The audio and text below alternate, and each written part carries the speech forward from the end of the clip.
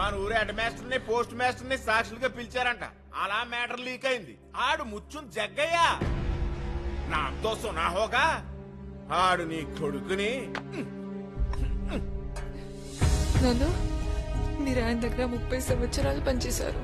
ఒక్కసారి మాట్లాడండి నాన్న.